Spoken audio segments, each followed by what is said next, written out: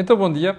Olhe, safo da fila do CEF, e eu já vou explicar porque é que me safei da fila do CEF, mas antes de mais quero dizer que você está com a cor do dinheiro do dia 18 de agosto do ano da graça 2021. Saí do avião há pouquinho, estamos com atraso de 5 minutos, eu peço desculpa, não costuma haver atraso desta ordem, a menos que haja motivo de força maior, e hoje havia. Antes de irmos ao programa, quero lembrar que o dia D de segunda-feira passou para hoje. Eu daqui a pouco vou estar com os meus colegas de painel e vamos preparar a sessão às 21 horas de hoje. O dia D estará disponível, vai ser com o João Marcos de Almeida e com o Rui Ramos. O programa estará disponível aqui às 21 horas e no YouTube estará disponível amanhã. O Think Tank vou fazê-lo por volta das 18h30 de hoje, com o Joaquim Aguiar e o Jorge Marrão, os dois à distância, e peço desculpa por não ter sido na terça-feira. Bem, vamos lá, a edição de hoje.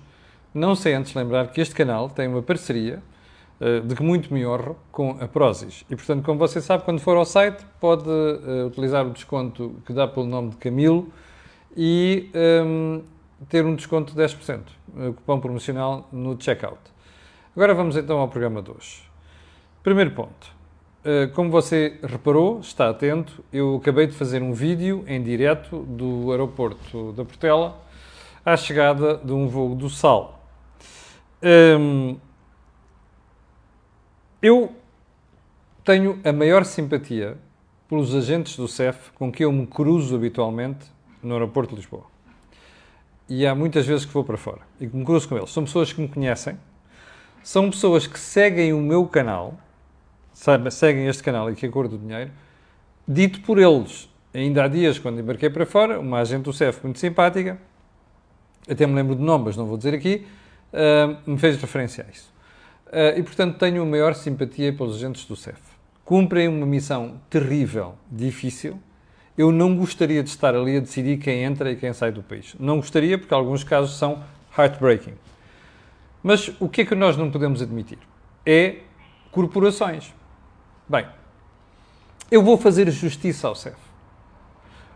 Eles têm razão numa série de coisas, não é?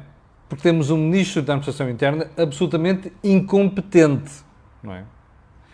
E, portanto, eu compreendo a luta do CEF. O que é que eu não compreendo?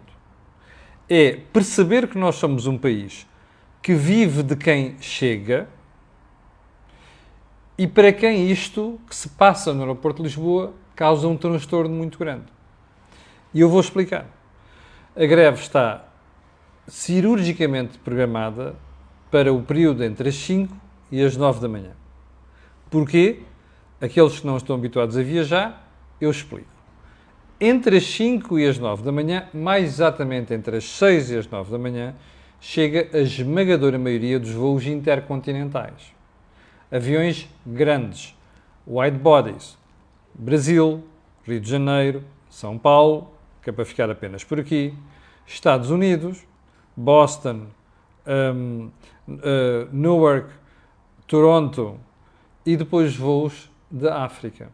São aviões grandes, wide bodies. Um avião destes é suficiente para provocar uma fila brutal nos postos de controle do CEF. E, portanto, a greve está cirurgicamente programada para esta hora. Ora, nós sabemos que estamos desesperados por receber pessoas de fora. Eu não posso aceitar uma greve destas, nestes termos. Não é porque me prejudica a mim apenas Camilo Lourenço, hoje ao chegar a Lisboa, aliás, já tinha antecipado isto ontem, por isso é que eu lhe disse, mabo, não é? Eu e vocês íamos ter uma conversa hoje sobre que eu estava mesmo à espera que aquilo acontecesse no aeroporto de Lisboa. E, portanto, eu compreendo tudo isto. Não posso aceitar que um país que tem mais 100 mil desempregados só do turismo, ok? Essencialmente, não vou ser desonesto, essencialmente do turismo, no espaço de um ano. Um país cujo PIB depende em 16% do PIB e o emprego em 14%, não posso aceitar este tipo de brincadeira. Isto prejudica a economia nacional no momento de pandemia e num momento difícil para o país. Portanto, desculpem-me lá os meus amigos do CEF, aquilo não é aceitável. E ainda que para mais, vou dizer mais. O que eu achei deplorável hoje, porque já estava à espera, à saída do sal, estava com um colega meu, e ele comentava-me ontem, dizia assim, tu vais ver que nós chafamos, passamos pelo controle automático dos passaportes. E eu jurei-lhe, e ganhei a aposta, quando chegássemos ao aeroporto de Lisboa, aquelas máquinas que processam automaticamente passaportes eletrónicos estariam fechadas. Exatamente. Estavam fechadas, como você reparou no vídeo que eu mostrei há bocadinho. E, portanto, isto não é aceitável. Okay? Aquilo estava fechado propositadamente. E, portanto, não há justificação possível para isto. O país não está em momento de estar a prejudicar o turismo com este tipo de brincadeiras. E, portanto, fica aqui explicado o vídeo e fica aqui explicada a minha indignação, absolutamente indignado hoje de manhã ao chegar ao aeroporto de Lisboa. Bem, vamos então ao programa de hoje e vamos começar pelo período de ordem do dia, como sempre, para falar do incêndio no Algarve. Mais um. O incêndio de Castro Marinho. Como se você percebeu nos últimos dias, de repente o incêndio estava controlado. De repente o incêndio deixou de estar controlado. De repente o incêndio conseguir-se conter. De repente o incêndio foi o que se viu. E destruiu uma área considerável. E eu acho que, apesar de tudo, não foi no sítio mais grave daquela zona. Imagine se o incêndio tivesse ocorrido na mata de Vila Real de Santo António. Ok? E pense só no prejuízo que é. Mas há uma pergunta a fazer no meio disto tudo. Depois de tantas juras de que as coisas estão a correr bem, de que as coisas melhoraram, que há meios, que há planeamento e não sei das quantas, nós chegamos a uma situação em que o incêndio que parecia controlável acaba por provocar o prejuízo que nós neste momento já conhecemos. Bom, já percebeu. A malta do poder político passa a vida e o tempo a fazer propaganda e quando nós vamos perceber o que é que no terreno está a acontecer, temos surpresas agradáveis como aquelas que aconteceram em Castro Marinho. E agora, a pior parte. Expect the worst. Porquê? Porque você vai ter uma reedição disto com toda a certeza nos próximos tempos, sobretudo se o tempo, ou seja, a meteorologia, ajudar. Ponto seguinte. Sabe quem é Rui Francisco? Eu também não sabia. Mas vou-lhe explicar. O Sr. Rui Francisco é vereador do PCP na Câmara do Seixal. E o Sr. Rui Francisco fez um post que depois apagou, que dizia assim: depois de uns desentendimentos com o candidato do PCP à Câmara do Seixal. Isto está SIC. Começo a acreditar seriamente que devíamos ir atrás destes pulhas e dar-lhes no focinho. Eu estou pronto. Se o PSD não sabe comportar em democracia e se sistematicamente assumem esta postura do fazemos o que queremos e insultamos quem quisermos, a solução é mesmo partir-lhes a tromba. O Sr. Rui Francisco não é um cidadão anónimo. O Sr. Rui Francisco nem como cidadão anónimo podia dizer estas coisas. O Sr. Rui Francisco é vereador. E o Sr. Rui Francisco é candidato à Câmara do Seixal. Isto não é linguagem de todo aceitável. Mais, esta coisa de ameaças físicas, que depois a pessoa diz a seguir, eu não quis dizer bem aquilo, mas entretanto já incitou o ódio junto das hostes. Eu conheço muito bem aquelas câmaras, aqueles conselhos, ok? Aqui há uns anos, em pleno período da Troika, fui lá a um evento da Sociedade Bahia de Tejo fazer a moderação do evento, que era como coordenar os investimentos naquela zona, boicotado pelas câmaras do Barreiro, do Seixal e por aí adiante. E eu lembro-me de como é que fui recebido. Na rua de acesso ao teatro estavam grupos de gente cirurgicamente comandada pelo PCP e pela CGTP, com insultos verbais. Eu, de repente, pensei que tinha sido transportado para o período do prego. Bom, portanto, isto é para lhe dizer o quê? Isto não pode ficar impune. E eu acho que a Procuradoria-Geral da República tem de ter atenção a estes casos, não é só aos outros mediáticos, a estes casos também. Porque isto de dizer que partir-lhes o focinho ou partir-lhes a tromba e depois dizer que se o PSD não... É relevante ser PSD, podia ser outro partido qualquer, até podia ser o Bloco de Esquerda. Dizer que quem está a prometer dar um focinho a alguém é que diz que o outro não sabe viver a democracia. Percebe isto? Isto é de idiota, não é? De idiota para cima. Bom, além de que isto é a prova de que este fulano não sabe o que é viver a democracia. Bom, mas como se esta coisa não bastasse. Você recorda-se um programa de onde eu tinha dito que o José Magalhães não podia utilizar a linguagem como utilizou contra o cavaleiro João Moura. Pois sobre este mesmo assunto, vi ontem, tarde já depois do programa, um post do senhor deputado José Magalhães, deputado pelo Partido Socialista, dizer uns cacetes terapêuticos não resolveriam o problema. Você sabe qual é a minha teoria sobre o José Magalhães? É um tipo que vem do PCP. E eu acho que ele saiu do PCP, mas o PCP não saiu da cabeça do José Magalhães. Isto é o mínimo que se pode dizer. Isto não é comportamento de gente que sabe o que é democracia. Isto não é comportamento de um deputado. E, novamente aqui, acho que a Procuradoria-Geral da República devia dedicar alguma atenção a isto. E não me venham desvalorizar estas histórias, ok? Não desvalorizem isto a dizer que o gajo não queria dizer isto. É sentido figurado. Vão para o raio que os parta. Isto não é linguagem em quem é deputado e quem é vereador. Isto não é conversa de democracia. Ok? É bom não esquecer isto. Bom, ponto seguinte à gente. A política portuguesa... claro, conclusão disto tudo. A política portuguesa não se dá ao respeito. E depois nós encontramos gente da política muito surpreendida, muito chocada, muito incomodada, porque o povo está-se a marimbar para eles. E porque as sondagens dizem que o pessoal se abstém, porque a abstenção está em alta, porque as pessoas não têm consideração pelos agentes políticos, é natural. Depois deste tipo de episódios, é natural. Repare, nós estamos num despique político, há autárquicas. Nós não podemos dizer que só porque o outro tipo tem uma ideia diferente de nós, que ele não sabe viver a democracia, porque isso é a prova de que nós é que não sabemos viver a democracia. Bom, então vamos lá ao assunto de hoje. Eu era para ter comentado ontem en passant. Não quis comentar porque não conhecia o assunto. Eu tinha acabado de... Como sabe, eu fazia o programa às 6 da manhã da Ilha do Sal. Nos primeiros dias não me incomodou nada, porque eu quando vou para os trópicos começo a trabalhar muito cedo, e nos primeiros dias fui a trabalhar, só nos últimos 2 dias é que estive a descansar, mas dizia eu, não tive a oportunidade de... Porque eu levantava mais 5 da manhã para parar o programa. E portanto, não consegui perceber muito bem o que era a história. Estava na manchete do meu jornal, do Jornal de Negócios, sobre o aumento das tabelas da ADSE.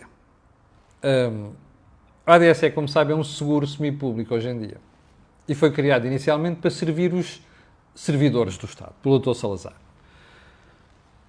A ADSE, há meses, se não mesmo anos, estava a discutir a questão de atualizar as tabelas. O que é que quer dizer atualizar as tabelas? Como você sabe, quando você vai recorrer a um serviço, seja ele público ou privado,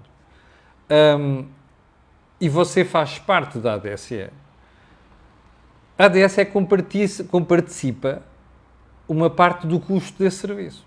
Ora, como qualquer pessoa, mesmo que não perceba nada de saúde, deve ter entendido nos últimos anos, o custo dos atos médicos subiu brutalmente. E, portanto, estas tabelas estavam desatualizadas. E havia uma discussão permanente entre os operadores do SNS, tanto privados e também públicos, em relação àquilo que devia ser a tabela. Aqui a minha gata estava com saudades de minhas. Cegadinha. E esta discussão prolongou-se durante muito tempo. Bom, o que é que nós chegamos, a conclusão é que nós chegamos agora? Que, finalmente, a ADSE atualizou estas tabelas. Qual é o ponto disto? É que parece que já há muita gente preocupada porque o foco da discussão é atualizou as tabelas aos privados. Espera aí. O que é relevante aqui? É a natureza do capital de quem presta um serviço público chamado Serviço Nacional de Saúde. Ou a malta acha que o SNS público é que resolve tudo e mais alguma coisa? Aliás, já percebeu porque é que está a crescer o número de seguros de saúde, que acho muito bem, aliás, porque a malta percebeu que o Estado se demitiu da função de ter um SNS à altura. Bom, a esmagadora maioria das pessoas da ADSE e de outras que recorrem ao serviço privado é porque o serviço público ou não funciona, ou é pouco expedito, ou porque a pessoa tem que ficar horas e meses para marcar um serviço, ou uma cirurgia, um teste diagnóstico, percebe? É por isto. Qual é a preocupação de serem privados a prestar o serviço? E porquê é que o debate em Portugal, a começar pelo jornalismo, começa pela conversa do olha, aumentaram as tabelas para os privados. Mas agora, só uma pergunta. Aquilo é Serviço Nacional de Saúde ou não é? O Serviço Nacional de Saúde é só o público. Então vamos lá chamar outra coisa. É Sistema Nacional de Saúde, que é isso que devia ser chamado. Não é? Porque os privados também prestam esse serviço na saúde. Só mais um pormenor.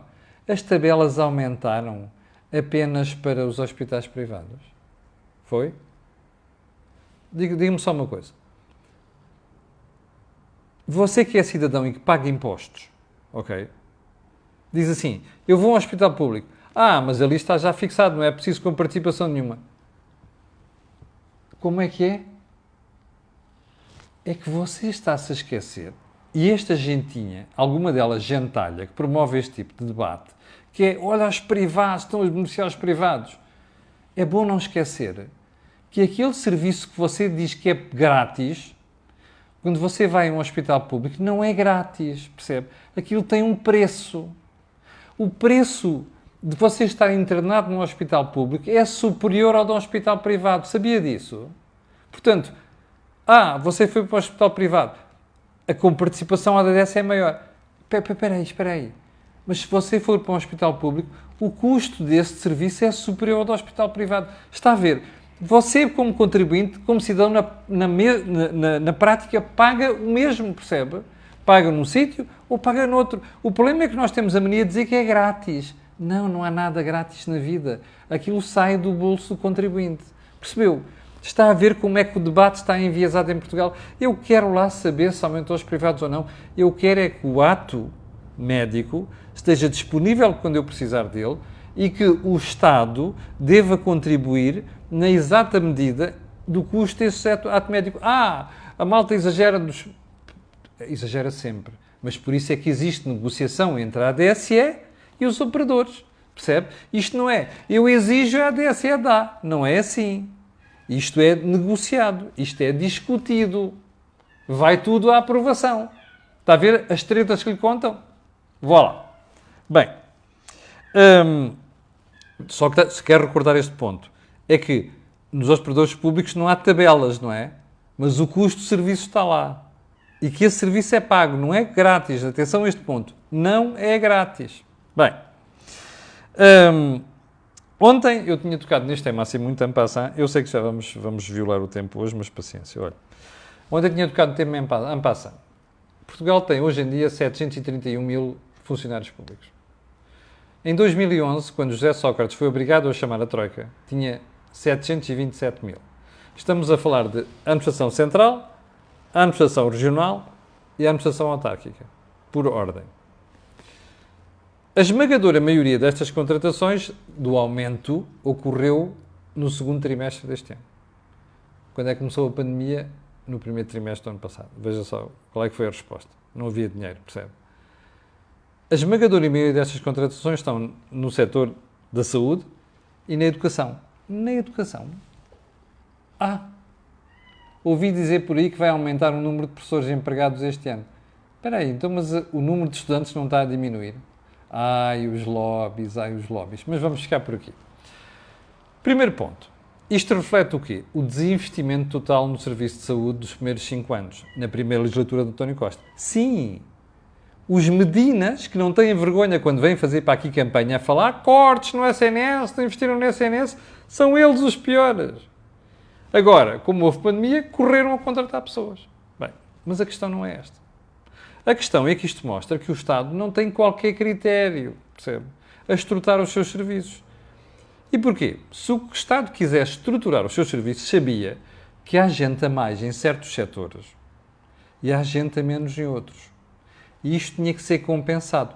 Aí você dirá também, um funcionário que se atende ao balcão, um cidadão, não pode ser enfermeiro. Pois claro que não. Mas se calhar há serviços, se calhar não. Há muitos serviços que já não fazem falta nenhuma, não é? Mas houve muitas aposentações naqueles serviços que não se fazia falta nenhuma, percebe? E depois não se contratou onde faz falta. E o que é que acontece? Depois é tudo a trouxa-mos, que foi o que aconteceu nos últimos meses. Bem, há alguma reforma do Estado por trás disto tudo? Há algum plano organizado, coerente, sustentado para fazer isto? Bola. Zero. Há uma pergunta que eu tenho para fazer. Quanto é que custam estes funcionários públicos contratados a mais em milhões de euros? Já reparou? São salários. Salários repetem-se todos os meses. É despesa corrente. O Estado já o informou assim quanto é que dos seus impostos vai sair para pagar esses funcionários. Não lhe disse, pois não. Pois é. E você e muitos cidadãos que são distraídos nunca fazem esta exigência ao Estado.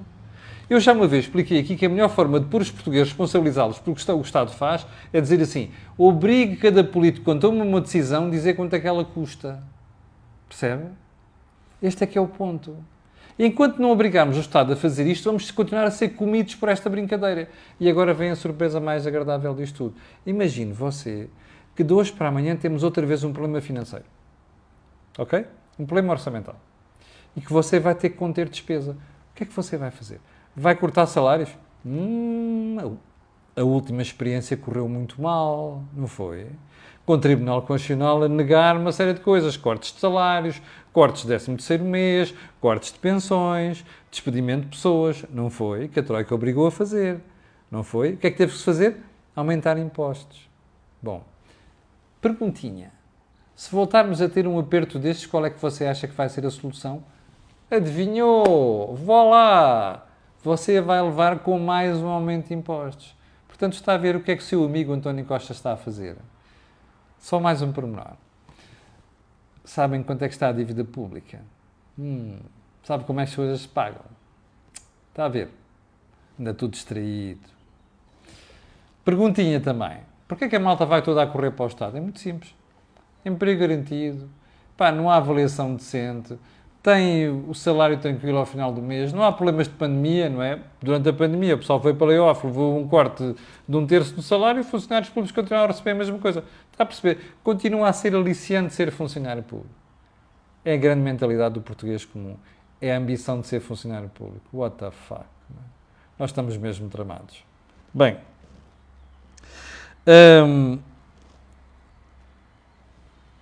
já violamos vergonhosamente o tempo de hoje. Eu vou deixar as coisas por aqui. Tinha aqui mais dois temas para tocar hoje, mas vou deixar para amanhã. Ok?